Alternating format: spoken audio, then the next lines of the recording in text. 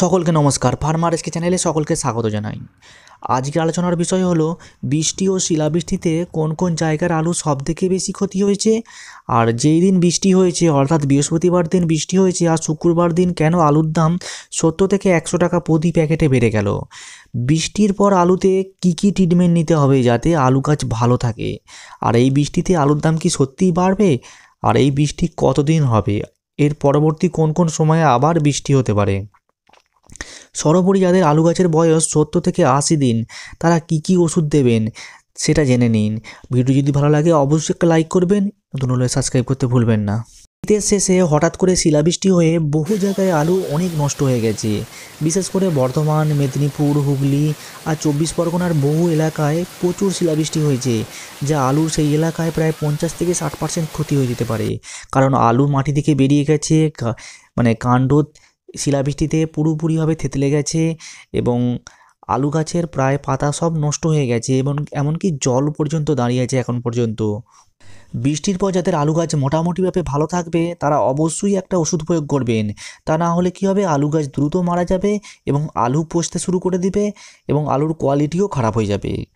আর বৃষ্টির পর আবারও নতুন করে কী হবে, কাণ্ড পচা এবং পাতা পচা রোগ দেখা দিতে পারে।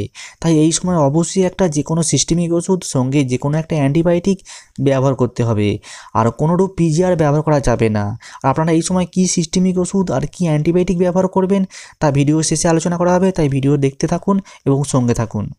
বৃষ্টির পর আলুর দাম কিছুটা হলেও বাড়তে পারে, কারণ বহু জায়গার আলু কিছুটা হলেও নষ্ট হয়েছে, আর তাই কিছুটা হলেও সাপ্লাই কম হবে, তাই সামান্য পরিমাণ দাম বাড়তেও পারে। তবে সামনে শনিবার আর রবিবার আবারও বৃষ্টি দেখাচ্ছে, সেটা 70 থেকে 80% বৃষ্টি দেখাচ্ছে। আর এই সময় যদি প্রচুর বৃষ্টি হয় এবং যদি সঙ্গে শিলাবৃষ্টি হয় তাহলে আলুর দাম গ্যারান্টি বাড়বে, কিন্তু চাষিদের কপালে হাত পড়ে যাবে, কারণ চাষিদের বিক্রি করার মতন কোনো আলু থাকবে না, কারণ আলু সব পচে যাবে। তাই চাষিদের বিঘা পিছু 25 থেকে 30 হাজার টাকা তো নষ্ট হবে, লাভ তো দূরের কথা, সঙ্গে প্রচুর ক্ষতি হয়ে যাবে।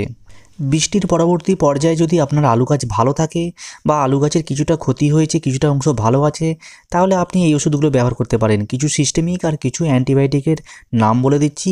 সিস্টেমিক ওষুধগুলোর মধ্যে আছে মক্সিমেট, রিডোমিল গোল্ড, ফলিও গোল্ড, সেকটিন আর জ্যাম্প্রো।